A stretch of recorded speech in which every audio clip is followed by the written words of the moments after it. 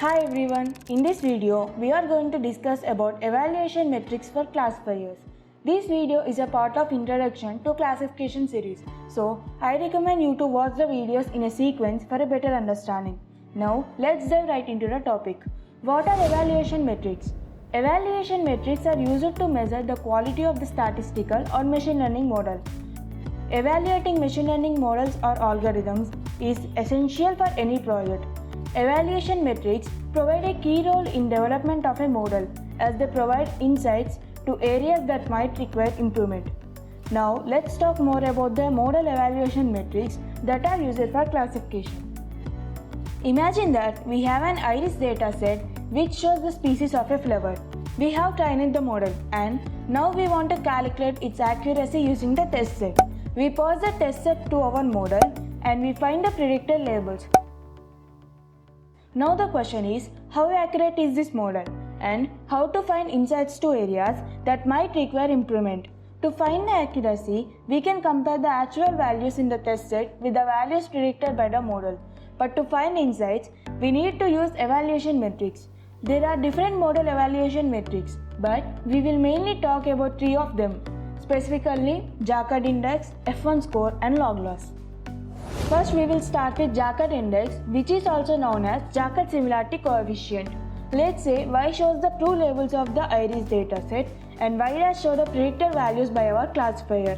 Then we can define Jaccard as the size of intersection divided by the size of union of two label sets. This is the Jaccard equation. For example, for a test set of size 10 with 8 correct predictions or 8 intersections, if we calculate using this formula, the accuracy by the Jaccard index would be 0.66. If the entire set of predicted labels for a sample strictly matches with the true set of labels, then the accuracy is 1. CNN, which are commonly tasked with image identification applications, apply the Jaccard index measurements as a way of conceptualizing accuracy of object detection. Another way of looking at accuracy of classifiers is to look at confusion matrix. Let's discuss with an example. Let's assume that our test set has only 40 rows. This matrix shows the corrected and wrong predictions in comparison with the actual labels. Each confusion matrix rows shows the actual or true labels in the test set and the columns show the predicted labels by classifier. Let's look at the first row. The first row is for flowers whose actual species value in the test set is 1. As you can calculate, out of 40 customers, the species value of 15 of them is 1, and out of these 15, the classifier correctly predicted 7 of them as 1 and 8 of them as 0. This means that for 7 flowers, the actual species value was 1, and the classifier also correctly predicted those as 1. However, while the actual label of 8 flowers was 1, the classifier predicted those as 0, which is not very good. We can consider this as an error of the model for the first row. What about the flower with the species value 0? Let's look at the second row. It looks like there were 25 flowers whose species value was 0. The classifier correctly predicted 24 of them as 0 and one of them wrongly predicted as 1. So it has done a good job in predicting the flowers with a species value of 0. A good thing about the confusion matrix is that it shows the model's ability to correctly predict or separate the classes. In the specific case of binary classifier, such as this example, we can interpret these numbers as the count of true positives, false negatives, true negatives, and false positives. True positive. These are cases in which we predicted the species as 1 and truly it belongs to species 1. False positive. These are cases in which we predicted the species as 0 but truly it belongs to species 1. False negative. These are cases in which we predicted the species as 1 but truly it belongs to species 0. True negative. These are cases in which we predicted the species as 0 and truly it belongs to species 0. Based on the count of each section, we can calculate the precision and recall of each label. Precision is a measure of accuracy provided that a class label has been predicted. It is defined by precision equals to true positive divided by true positive plus false positive. And recall is the true positive rate. It is defined as recall equals to true positive divided by true positive plus false negative. So now we can calculate the precision and recall of each class.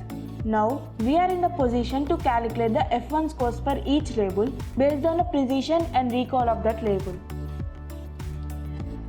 Before going to that F1 scores discussion, if you have any doubts, please leave it in the comment section below, and please do like, share and subscribe to our channel. F1 score. The F1 score is the harmonic average of the precision and recall, where an F1 score reaches its best value at 1 and its worst value at 0. It is a good way to show that a classifier has a good value for both recall and precision. It is defined using the F1 score equation. For example, if we calculate the F1 score for the above case, for label 0, we will get 0.84, and for label 1, we will get 0.601. And finally, we can tell the average accuracy for this classifier is the average of the F1 score for both labels, which is 0.72 in our case. Please notice that both Jacquard and F1 score can be used for multi-class classifiers as well. Now let's look at another accuracy metric for classifiers. Sometimes the output of a classifier is the probability of a class label instead of original label. For example, in logistic regression, the output can be the probability of flavor species with a value between 0 and 1. Logarithmic loss measures the performance of a classifier where the predicted output is the probability value between 0 and 1. So for example, predicting a probability of 0.13 when the actual label is 1 would be bad and would result in a high log loss. We can calculate the log loss for each row using the log loss equation, which measures how far each prediction is from the actual label. Then we calculate the average log loss across all overs of the test set. It is obvious that ideal classifiers have progressively smaller values of log loss. So the classifier with lower log loss has better accuracy. That's it for the video guys. If you like this video, please do like, share, comment and subscribe to our channel.